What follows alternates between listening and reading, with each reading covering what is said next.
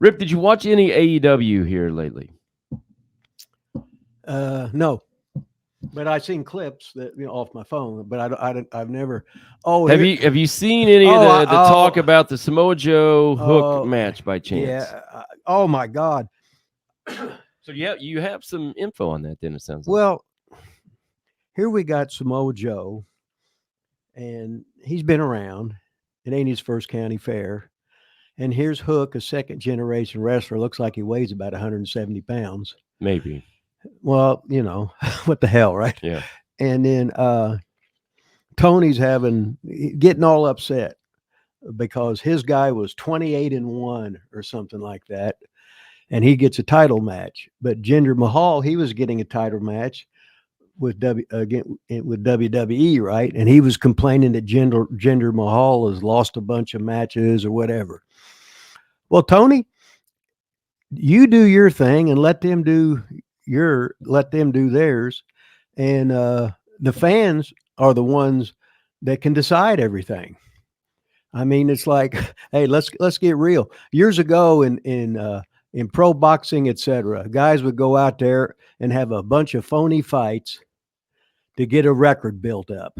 They would fight some of the same opponents up to 4 times with different names and stuff like that. So you can create any kind of record you want. So if you put Hook over 28 in a row, well, that's great.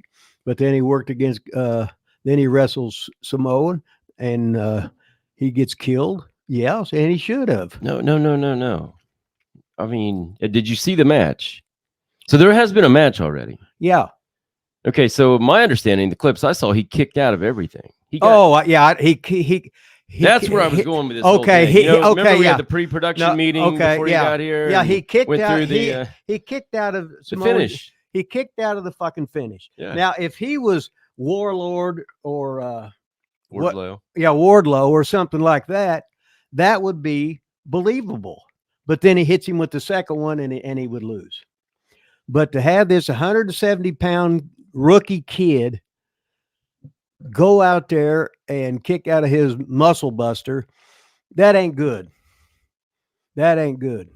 So but it's your company, Tony, and you're Booker of the Year, so you can do whatever the hell you want to. But it's he would have got as a smaller rookie babyface fighting a known star. He's the ultimate babyface, the underdog, fighting from underneath. Now, it's one thing to get a foot. He could have got a foot on the rope. You say, oh, well, he's a babyface. He don't need to do that. Well, it's desperate times or he was going to lose.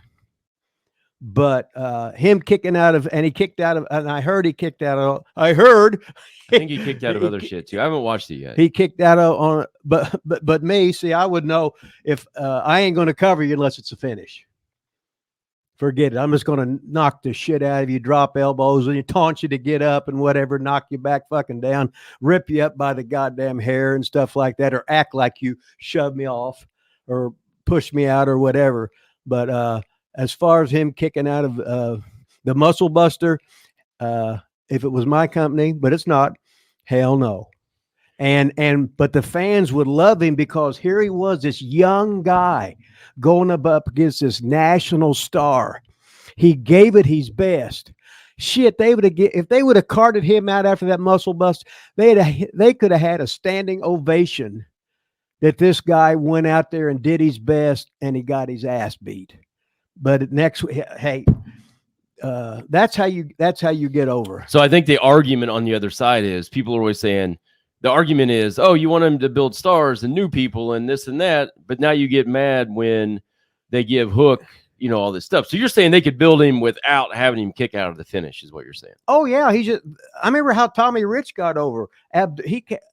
Abdullah kept beating him 30 seconds, 50 seconds, 90 seconds. He would never give up. Finally, about the 4th time, and this is when Ole was booking in Atlanta, Tommy Rich kicked the shit out of fucking Abdullah, and Abdullah just fucked off and ran away from Tommy Rich. Oh yeah. And this is after Tommy got beat on nationwide television 3 times in a row. Wasn't even competitive. You can create your own storylines.